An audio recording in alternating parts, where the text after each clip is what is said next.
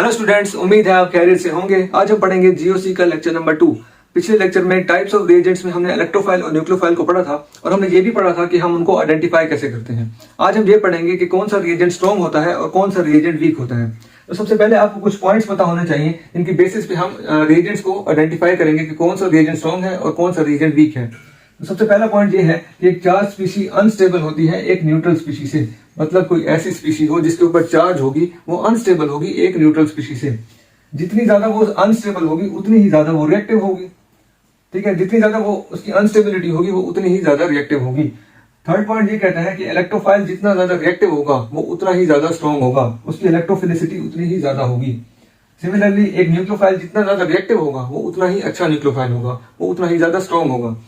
तो आज के लेक्चर में हम उन फैक्टर्स को पढ़ेंगे जो रिएक्टिविटी को डिसाइड करते हैं और हमें कैसे पता चलेगा कि कौन सा रिएजेंट स्ट्रॉन्ग होता है और कौन सा रिएजेंट वीक होता है।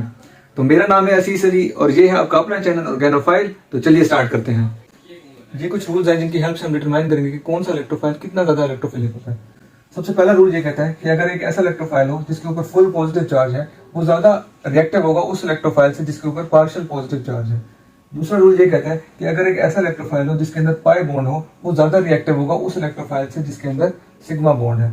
तीसरा रूल ये कहता है कि अगर एक ऐसा इलेक्ट्रोफाइल हो जिसके अंदर पॉजिटिव चार्ज एक ज्यादा इलेक्ट्रोनेगेटिव एटम पे है तो वो ज्यादा रिएक्टिव होगा। तो इन रूल को आपने याद रखना है, इनकी हेल्प से हम डिटरमाइन करेंगे कि कौन सा इलेक्ट्रोफाइल कितना ज्यादा इलेक्ट्रोफिलिक है। अब हम सब रूल्स को एग्जांपल्स के थ्रू देखेंगे ताकि आपको सब रूल्स की एग्जैक्टली समझ आ जाए। तो पहला रूल ये कहता है कि एक फुल चार्ज ज्यादा रिएक्टिव होती है पार्शियल चार्ज से। तो ये कंपाउंड है इसके अंदर ये कार्बन है, इसके ऊपर है फुल पॉजिटिव चार्ज। एक और कंपाउंड है इसके अंदर यहाँ पे लगा हुआ क्लोरीन। अभी जो क्लोरीन है ये ज्यादा इलेक्ट्रोनेगेटिव होता है इस कार्बन से, तो ये इलेक्ट्रॉन्स को अपनी तरफ पुल करेगा जिसकी वजह से इसके ऊपर आ जाएगी पार्शियल नेगेटिव चार्ज और इसके ऊपर आ जाएगी पार्शियल पॉजिटिव चार्ज। अब अगर आप गौर करो इस कार्बन के ऊपर है फुल पॉजिटिव चार्ज और इस कार्बन के ऊपर है पार्शियल पॉजिटिव चार्ज। इसका मतलब ये है कि ये वाला जो कंपाउंड है ये ज्यादा रिएक्टिव है इस कंपाउंड से और ये ज्यादा इलेक्ट्रोफिलिक है इस कंपाउंड से, यानी कि ज्यादा अच्छा इलेक्ट्रोफाइल है। और दूसरा रूल वो ये कहता है कि अगर एक पॉजिटिव चार्ज है वो अगर पाई बॉन्ड पे हो तो वो ज्यादा अनस्टेबल होती है, यानी कि ज्यादा रिएक्टिव होती है उस पॉजिटिव चार्ज से जो कि एक सिग्मा बॉन्ड पे हो। यानी कि अगर पॉजिटिव चार्ज पाई बॉन्ड पे है तो वो ज्यादा रिएक्टिव होगी उस पॉजिटिव चार्ज से जो कि सिग्मा बॉन्ड पे है। इसकी एग्जांपल हम ले लेते हैं CH3 CH2 पॉजिटिव। एक और एग्जांपल है CH2 double bond CH positive. एक और एग्जांपल है CH3 CH triple bond C positive. अब अगर आप गौर करो ये एक सिग्मा बॉन्ड है, इसके पास एक पाई बॉन्ड है और इसके पास दो पाई बॉन्ड है। अब ये इस रूल के मुताबिक ये वाला जो कंपाउंड है ये ज्यादा रिएक्टिव है इस कंपाउंड से और ये वाला कंपाउंड ज्यादा रिएक्टिव है इस कंपाउंड से। अब इसकी वजह क्या है? इसकी वजह ये है कि इसका जो S करेक्टर है, यानी कि अगर मैं इसकी हाइब्रिडाइजेशन निकालूं तो वो आती है Sp और इसकी हाइब्रिडाइजेशन आती है Sp2 और इस कार्बन की आती है Sp3। अब जिस कंपाउंड की परसेंटेज S करेक्टर ज्यादा होता है वो ज्यादा इलेक्ट्रोनेगेटिव होता है, यानी कि इस कार्बन का परसेंटेज S करेक्टर ज्यादा है तो ये ज्यादा इलेक्ट्रोनेगेटिव है, ये उससे कम इलेक्ट्रोनेगेटिव है और ये सबसे कम इलेक्ट्रोनेगेटिव है। तो जो जितना ज्यादा इलेक्ट्रोनेगेटिव होता है वो इलेक्ट्रॉन्स को अपनी तरफ खींचता है जिसकी वजह से इसकी जो पॉजिटिव चार्ज है वो और ज्यादा हो जाएगी। अब इसके पास इलेक्ट्रॉन पहले से ही नहीं है, आप उससे मजीद इलेक्ट्रॉन ले रहे हैं तो ये ज्यादा पॉजिटिव हो जाएगा और इसके अंदर इलेक्ट्रॉन की डेफिशिएंसी ज्यादा हो जाएगी, तो जिसकी वजह से ये सबसे अच्छा इलेक्ट्रोफाइल बन जाएगा। अब इसके अंदर S करेक्टर थोड़ा सा कम है, इसके अंदर 50% होता है, इसके अंदर 33% होता है 33.3% और इसके अंदर 25% होता है। अब सबसे ज्यादा S करेक्टर इसका है, इसका मतलब सबसे ज्यादा इलेक्ट्रोनेगेटिविटी इसकी है, उसके बाद इसकी है, उसके बाद इसकी है। तो इसका मतलब ये है कि ये सबसे ज्यादा खींचेगा इलेक्ट्रॉन को, ये उससे कम और ये तो बिल्कुल ही कम। ये वाला जो मिथाइल ग्रुप है इसके पास होता है प्लस I इफेक्ट जिसकी वजह से ये इलेक्ट्रॉन्स को डोनेट करता है, तो ये तो बिल्कुल भी अच्छा इलेक्ट्रोफाइल नहीं होगा। तो ये थी इसकी एग्जाम्पल। अब जो तीसरा और आखिरी रूल है वो ये कहता है कि अगर एक कंपाउंड है जिसके अंदर पॉजिटिव चार्ज ज्यादा इलेक्ट्रोनेगेटिव एटम पे है तो वो ज्यादा रिएक्टिव होगा उस कंपाउंड से जिसके अंदर पॉजिटिव चार्ज एक लेस इलेक्ट्रोनेगेटिव एटम पे है। तो इसकी एग्जांपल मैं कुछ यूं लेता हूँ कि ये एक कार्बन है, इसके साथ डबल बॉन्ड ऑक्सीजन है, तो ये कंपाउंड है और एक कंपाउंड है ये जिसके अंदर OH ग्रुप है, ये OH ग्रुप है और एक ये कंपाउंड है। अब इस कंपाउंड में अगर आप गौर करो ये जो ऑक्सीजन है ये कार्बन से ज्यादा इलेक्ट्रोनेगेटिव होता है, तो ये इलेक्ट्रॉन्स को अपनी तरफ खींचेगा जिसकी वजह से इसके ऊपर आ जाएगी पार्शियल नेगेटिव चार्ज और इस कार्बन के ऊपर आ जाएगी पार्शियल पॉजिटिव चार्ज। यहाँ पे आ जाएगी पार्शियल नेगेटिव, इस कार्बन के ऊपर आ जाएगी पार्शियल पॉजिटिव चार्ज। अब हमने ये देखना है कि कौन से कार्बन पे पार्शियल पॉजिटिव चार्ज ज्यादा है। अब अगर आप इस कंपाउंड पे गौर करो तो इसके साथ है ये डबल बॉन्ड, इस कार्बन के साथ ये डबल बॉन्ड है, तो इसकी जो हाइब्रिडाइजेशन होगी वो होगी sp2 और इसकी जो हाइब्रिडाइजेशन होगी वो होगी sp3। अगर आपको हाइब्रिडाइजेशन निकालनी नहीं आती तो आप यहाँ से देख सकते हैं कि अगर 4 सिग्मा बॉन्ड्स है तो होगा sp3, अगर 3 सिग्मा बॉन्ड्स है तो होगा sp2 और अगर 2 सिग्मा बॉन्ड्स है तो होगा sp। यानी कि अब जैसे यहाँ पे 1 2 3 सिग्मा बॉन्ड्स है तो ये sp2 है इस कार्बन के साथ, 1 2 3 और एक बॉन्ड इस हाइड्रोजन के साथ, तो ये 4 सिग्मा बॉन्ड है तो ये होगा sp3। अब इसके अंदर जो परसेंटेज s करेक्टर है वो होता है 33.3%। इसके अंदर जो परसेंटेज s करेक्टर है वो होगा 25%। मैंने ये बताया था कि जिसके अंदर जिस एटम का परसेंटेज s करेक्टर ज्यादा होता है वो ज्यादा इलेक्ट्रोनेगेटिव होता है। तो इसका मतलब ये है कि ये वाला जो कार्बन है ये ज्यादा इलेक्ट्रोनेगेटिव है इस कार्बन से, तो जिसकी वजह से अब इस रूल के मुताबिक अगर पॉजिटिव चार्ज ज्यादा इलेक्ट्रोनेगेटिव एटम पे है तो वो वाला कंपाउंड ज्यादा रिएक्टिव होगा उस कंपाउंड से जिसके अंदर एटम के ऊपर लेस इलेक्ट्रोनेगेटिविटी है। ये वाला कार्बन क्योंकि लेस इलेक्ट्रोनेगेटिव है तो इसके ऊपर जो पॉजिटिव चार्ज है वो थोड़ी सी स्टेबल है, जिसकी वजह से ये वाला कंपाउंड इस कंपाउंड के मुकाबले में स्टेबल है और ये वाला कंपाउंड रिएक्टिव है। तो जो ज्यादा रिएक्टिव होता है वो उतना ही अच्छा इलेक्ट्रोफाइल होता है। तो इसका मतलब ये ज्यादा अच्छा इलेक्ट्रोफाइल है और ये कम अच्छा इलेक्ट्रोफाइल है। अब एक बड़ा इंपॉर्टेंट रूल हमें याद रखना है कि ये जो नेगेटिव चार्ज होती है, नेगेटिव चार्ज स्टेबल होती है एक ज्यादा इलेक्ट्रोनेगेटिव एटम पे। मतलब एक ऐसा एटम है जो बहुत ज्यादा इलेक्ट्रोनेगेटिव है तो ये नेगेटिव चार्ज उस पर स्टेबल होगी। वैसे तो कोई भी चार्ज स्टेबल नहीं होती, यानी कि जो न्यूट्रल एटम होता है ना वो स्टेबल होता है और जो चार्ज स्पीशीज होती है वो कभी भी स्टेबल नहीं होती। लेकिन अगर मैं कंपैरेटिवली बात करूं तो अगर ज्यादा इलेक्ट्रोनेगेटिविटी होगी तो नेगेटिव चार्ज उतनी स्टेबल होगी कंपैरेटिवली। वैसे तो स्टेबल नहीं होती लेकिन कंपैरेटिवली स्टेबल होगी। लेकिन इलेक्ट्रोनेगेटिविटी को अगर मैं कम कर दूं, इलेक्ट्रोनेगेटिविटी अगर मैं कम करता जाऊं तो इस नेगेटिव चार्ज की जो स्टेबिलिटी है वो भी कम होती जाएगी। ठीक है ना। अगर मैं बात करूं पॉजिटिव चार्ज की तो पॉजिटिव चार्ज स्टेबल होती है एक ज्यादा इलेक्ट्रो पॉजिटिव एटम पे। यानी कि जो पॉजिटिव चार्ज है वैसे तो स्टेबल नहीं होती, लेकिन अगर एक ऐसा एटम है जो ज्यादा इलेक्ट्रो पॉजिटिव है तो उस पर कंपैरेटिवली स्टेबल होगी। लेकिन अगर मैं इलेक्ट्रो पॉजिटिविटी को कम करता जाऊं, यानी कि इलेक्ट्रोनेगेटिविटी बढ़ा दूं, तो वाइस वर्सा होता है ना, इलेक्ट्रो पॉजिटिविटी कम करने का मतलब है इलेक्ट्रोनेगेटिविटी को बढ़ा दूं। तो अगर मैं इलेक्ट्रो पॉजिटिविटी कम करता हूं तो जो पॉजिटिव चार्ज है वो ज्यादा अनस्टेबल होती चली जाएगी। अब ये रूल तो कह रहा है कि अगर एक ज्यादा इलेक्ट्रोनेगेटिव एटम है यानी कि कम इलेक्ट्रोपॉजिटिव, इसको आप ऐसे भी कह सकते हो लेस इलेक्ट्रोपॉजिटिव, तो अगर एक मोर इलेक्ट्रोनेगेटिव यानी कि लेस इलेक्ट्रोपॉजिटिव एटम है उसके ऊपर जो पॉजिटिव चार्ज है वो ज्यादा अनस्टेबल होगी। और अगर एक लेस इलेक्ट्रोनेगेटिव है यानी कि मोर इलेक्ट्रोपॉजिटिव है उस पर जो पॉजिटिव चार्ज होगी वो कंपैरेटिवली स्टेबल होगी यानी कि लेस रिएक्टिव होगी। तो ये वाली जो कंडीशन है ना, इसके अंदर जो इलेक्ट्रोफाइल है वो ज्यादा अच्छा होगा यानी कि ज्यादा रिएक्टिव होगा, और इस कंडीशन में इलेक्ट्रोफाइल रिएक्टिव नहीं होगा, वो ज्यादा अच्छा इलेक्ट्रोफाइल नहीं होगा। अगला टॉपिक जो हम पढ़ेंगे वो है न्यूक्लियोफिलिसिटी। न्यूक्लियोफिलिसिटी का मतलब ये है कि एक न्यूक्लियोफाइल के अंदर कितनी टेंडेंसी है कि वो अपने इलेक्ट्रॉन पेयर्स को डोनेट कर सके। जो न्यूक्लियोफाइल जितना ज्यादा रिएक्टिव होगा वो उतना ही अच्छा न्यूक्लियोफाइल होगा। तो सबसे पहला फैक्टर जो न्यूक्लियोफिलिसिटी को डिटरमाइन करता है वो है amount of charge. Amount of charge, एक न्यूक्लियोफाइल पे चार्ज की डेंसिटी जितनी ज्यादा होगी, या मैं कह सकता हूं कि एक न्यूक्लियोफाइल पे इलेक्ट्रॉन की डेंसिटी जितनी ज्यादा होगी वो न्यूक्लियोफाइल उतना ही ज्यादा रिएक्टिव होगा, तो उसकी न्यूक्लियोफिलिसिटी उतनी ही ज्यादा हाई होगी। उसके अंदर उतनी ही ज्यादा टेंडेंसी होगी कि वो अपने इलेक्ट्रॉन पेयर्स को डोनेट कर दे। जैसे कि मैं कह सकता हूँ कि एक नेगेटिवली चार्ज स्पीशीज ज्यादा अच्छी न्यूक्लियोफाइल होती है एक न्यूट्रल स्पीशीज से। एक ऐसी स्पीशीज जिसके ऊपर नेगेटिव चार्ज है वो न्यूट्रल स्पीशीज से ज्यादा अच्छी न्यूक्लियोफाइल होगी। जैसे एग्जांपल है OH नेगेटिव अच्छी न्यूक्लियोफाइल है वाटर से, NH2 नेगेटिव अच्छी न्यूक्लियोफाइल है NH3 से, F नेगेटिव अच्छा न्यूक्लियोफाइल है HF से, Cl नेगेटिव अच्छा न्यूक्लियोफाइल है HCl से, और इसके अलावा RO नेगेटिव अच्छा न्यूक्लियोफाइल है ROH से। अगर आप गौर करो ये सब के सब अपना H+ डोनेट करते हैं और बन जाते हैं ये कॉन्जुगेट बेस। अब जैसे हमें पता है कि अब अगर ये वाटर है ये जब डिसोसिएट करेगा तो ये बन जाएगा H+ और OH नेगेटिव। अभी जो OH नेगेटिव है ये है इसका कॉन्जुगेट बेस, इसको हम बोलेंगे एसिड। एसिड ने अपना H+ डोनेट किया, लूज किया और वो बन गया OH नेगेटिव जो कि इसका कॉन्जुगेट बेस है।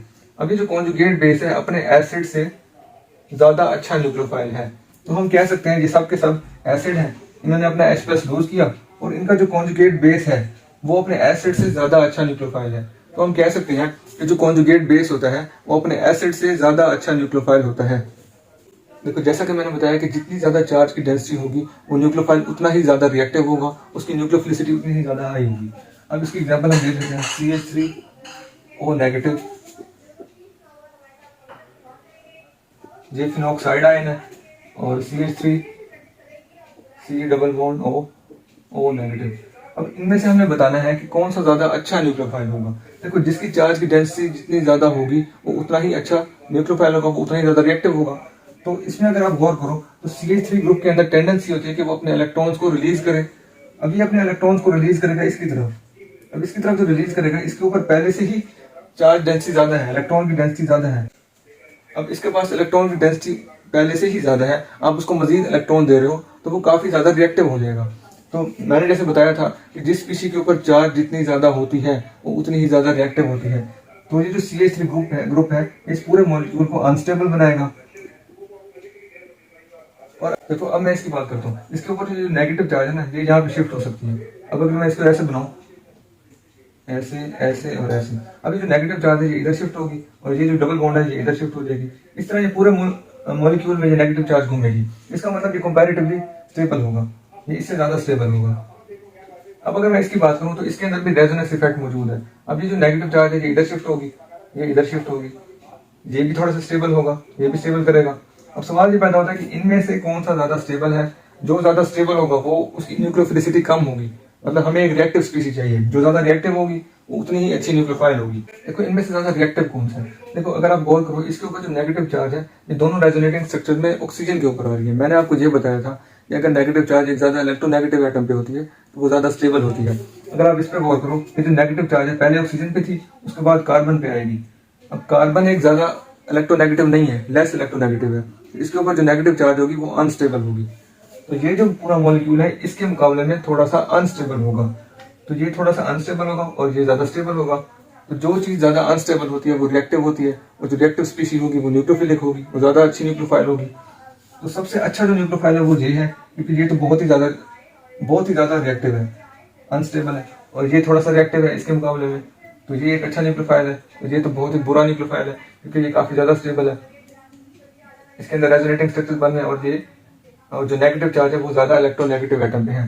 तो ये सबसे स्टेबल है, तो इसका मतलब कंपैरेटिवली ये लेस न्यूक्लियोफिलिक है। अगला फैक्टर जो कि न्यूक्लियोफिलिसिटी को डिटरमाइन करता है वो है बेसिसिटी।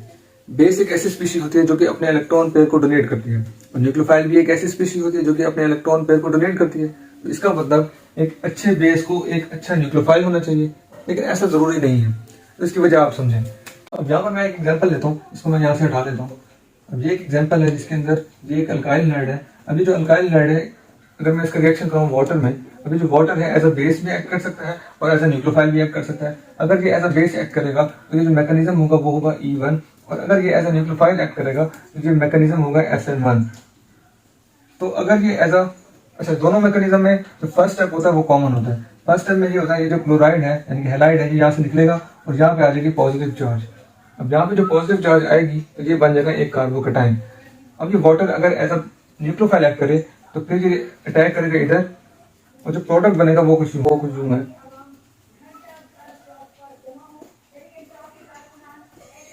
ये जो वाटर था ये जो न्यूक्लियोफाइल था यहाँ पे आके अटैच हो गया। अब क्या होगा, जो सॉल्वेंट के वाटर के मॉलिक्यूल्स हैं वो इस H को यहाँ से निकाल देंगे और जो फाइनल प्रोडक्ट होगा वो हमारा अल्कोहल होगा।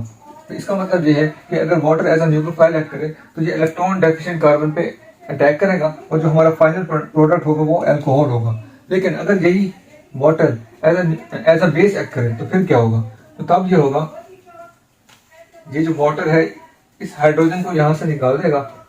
इस हाइड्रोजन को यहाँ से जब निकालेगा तो तब क्या होगा, यहाँ पर आ जाएगी डबल बॉन्ड। तो तब हमारा प्रोडक्ट होगा कुछ यूं, यहाँ पर बन जाएगी डबल बॉन्ड। इस कार्बन की जो डेफिशिएंसी थी वो भी पूरी हो गई और ये हाइड्रोजन यहाँ से निकल गया। तो हमारे पास ये जो प्रोडक्ट बना ये एक अल्कीन है। तो इसका मतलब ये है कि वाटर ने जब एज अ बेस एक्ट किया तो इसने निकाला हाइड्रोजन को, लेकिन जब इसने एक्ट किया एज अ न्यूक्लियोफाइल तो इसने अटैक किया इलेक्ट्रॉन डेफिशिएंट एटम पे, ठीक है।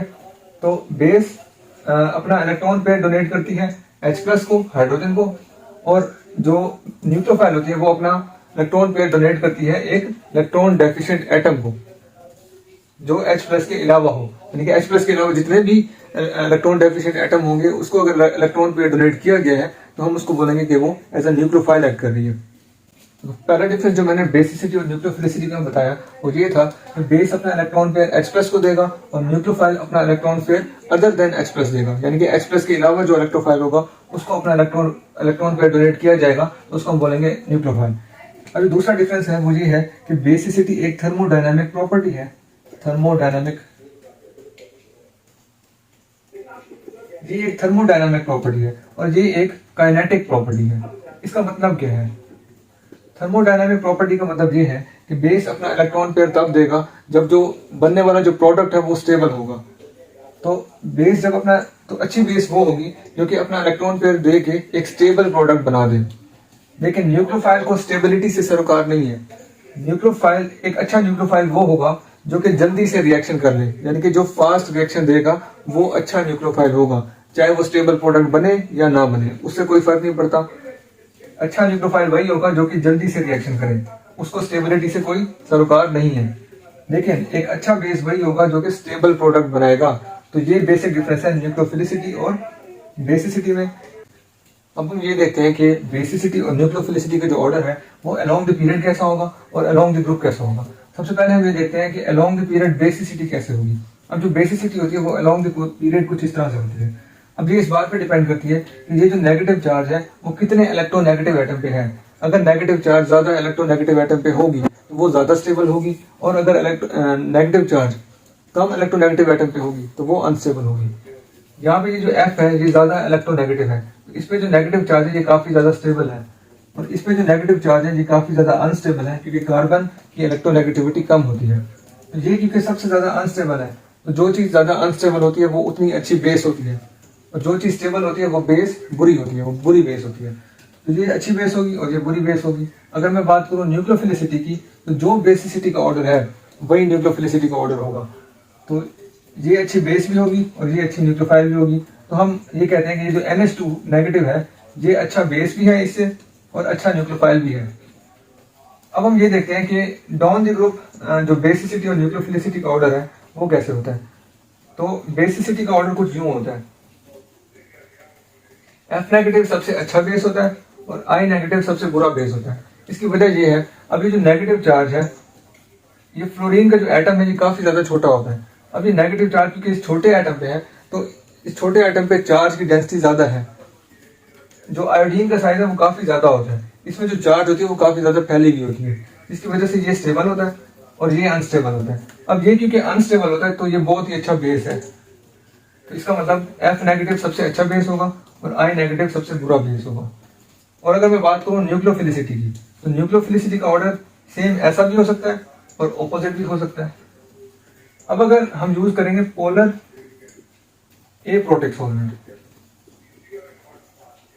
पोलर एप्रोटिक सॉल्वेंट यूज करेंगे तो न्यूक्लियोफिलिसिटी का ऑर्डर बेसिसिटी के ऑर्डर की तरह होगा। लेकिन अगर हम यूज करेंगे polar protic solvent, polar protic solvent, तो तब न्यूक्लियोफिलिसिटी का ऑर्डर यूं होगा, यानी कि आयोडाइड जो है वो सबसे अच्छा न्यूक्लियोफाइल होगा पोलर प्रोटिक सॉल्वेंट में, और F नेगेटिव सबसे बुरा न्यूक्लियोफाइल होगा।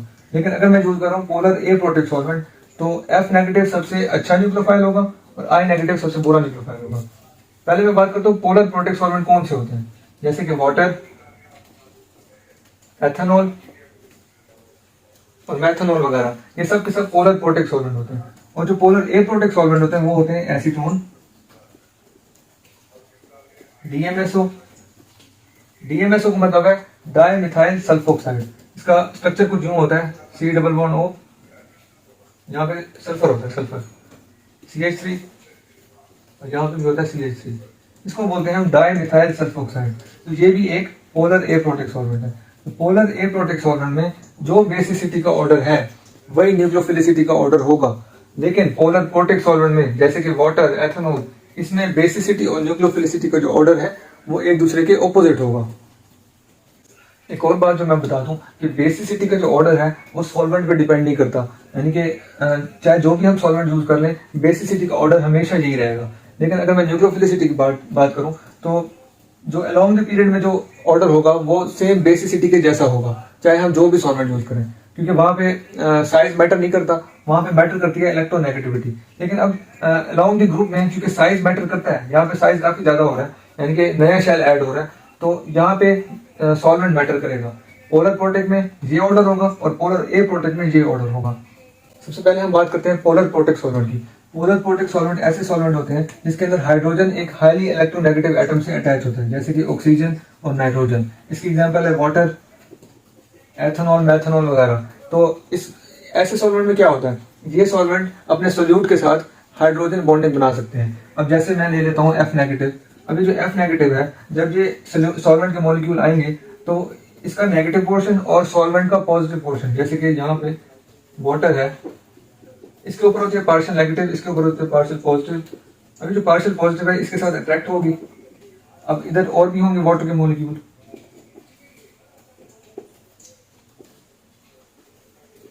अब ये वाटर के मॉलिक्यूल इसके अराउंड एक केज बना लेंगे।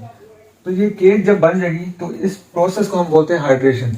तो जितना छोटा ये मॉलिक्यूल, जितना छोटा सॉल्वेंट का मॉलिक्यूल होगा उतनी ही ज्यादा अच्छी सॉल्वेशन होगी, उतनी ही अच्छी हाइड्रेशन होगी। तो F नेगेटिव क्योंकि सबसे छोटा होता है इसकी हाइड्रेशन बहुत ज्यादा होती है। अब I नेगेटिव क्योंकि सबसे बड़ा होता है उसकी हाइड्रेशन बहुत कम होती है। अब क्योंकि उसकी हाइड्रेशन बहुत कम होती है, उसके अराउंड जो केज बनेगा वो बहुत ही छोटा होगा, वो बहुत ही वीक होगा, उसको तोड़ के निकलना आसान होगा, तो न्यूक्लियोफाइल उतना आसानी से अटैक कर पाएगा। लेकिन F नेगेटिव क्योंकि छोटा है इसकी हाइड्रेशन बहुत ज्यादा होगी, इसके अराउंड जो केज बनेगा वो बहुत ही बड़ा होगा, तो F नेगेटिव को उस केज से निकलने में बहुत मुश्किल होगी और न्यूक्लियोफाइल मुश्किल से अटैक कर पाएगा। जैसा कि मैंने बताया था कि न्यूक्लियोफिलिसिटी का मतलब है कि एक न्यूक्लियोफाइल कितना फास्ट रिएक्शन करता है। अब क्योंकि इसके अराउंड केज काफी ज्यादा है तो ये बहुत स्लो रिएक्शन करेगा, बल्कि रिएक्शन करेगा ही नहीं। अब जो I नेगेटिव है उसके अराउंड जो केज है वो कंपैरेटिवली छोटी है, तो वो कंपैरेटिवली फास्ट रिएक्शन करेगा, तो वो एक अच्छा न्यूक्लियोफाइल होगा। लेकिन बेस फिर भी F नेगेटिव ही अच्छा होगा। इसकी वजह मैंने ये बताई है कि ये क्योंकि छोटा है, इसकी जो नेगेटिव चार्ज है वो इसके अराउंड ही है, मतलब छोटे से एटम के अराउंड है, चार्ज डेंसिटी ज्यादा है, जिसकी वजह से बेसिसिटी भी ज्यादा है। तो बेसिसिटी का इससे कोई ताल्लुक नहीं है कि हम कौन सा सॉल्वेंट यूज कर रहे हैं, वो पोलर ए प्रोटेक्ट भी हो सकता है, पोलर प्रोटेक्ट भी हो सकता है। अब हम बात करते हैं पोलर ए प्रोटेक्ट सॉल्वेंट की। तो जो पोलर ए प्रोटेक्ट सॉल्वेंट होता है ना, ये हाइड्रोजन बॉन्डिंग नहीं बना सकता, ये एज सच कोई इंटरेक्शन नहीं देता, मतलब इंटरेक्शन होती है लेकिन थोड़ी सी वीक होती है, मतलब जो सोल्यूट के साथ इंटरेक्शन करता है ये थोड़ी सी वीक होती है। इसकी एग्जांपल है एसीटोन, DMSO वगैरह, क्राउन ईथर वगैरह, सारे के सारे पोलर ए प्रोटेक्ट सॉल्वेंट है। तो अगर मैं बात करूँ F negative, Cl negative, Br negative और I नेगेटिव, अब क्योंकि इसके अंदर ये जो सॉल्वेंट है इस सोल्यूट के साथ इंटरेक्शन नहीं कर रहा, तो जो F नेगेटिव है उसका साइज जैसे छोटा था वैसे का वैसा रहेगा, और I नेगेटिव का साइज जैसे बड़ा था वो वैसे का वैसा रहेगा। तो F नेगेटिव का साइज क्योंकि सबसे छोटा है तो ये सबसे फास्ट रिएक्शन देगा। तो जो चीज सबसे फास्ट रिएक्शन देती है वही अच्छी न्यूक्लियोफाइल होती है। तो सबसे अच्छी न्यूक्लियोफाइल होगी F नेगेटिव और सबसे बुरी न्यूक्लियोफाइल होगी I नेगेटिव। तो न्यूक्लियोफिलिसिटी का ऑर्डर कुछ ऐसा होगा। अब आप गौर करो, ये वही ऑर्डर है जो कि बेसिसिटी का था। तो मतलब पोलर ए प्रोटेक्ट सॉल्वेंट में बेसिसिटी और न्यूक्लियोफिलिसिटी का जो ऑर्डर है वो सेम रहता है, इसमें कोई चेंज नहीं आता। अब हम बात करते हैं अपने आखिरी फैक्टर की, वो है स्टेरिक हिंड्रेंस। स्टेरिक हिंड्रेंस का मतलब अब मैं समझाता हूँ। अब जैसे ये एक मॉलिक्यूल है CH3O नेगेटिव और एक ये है CH3,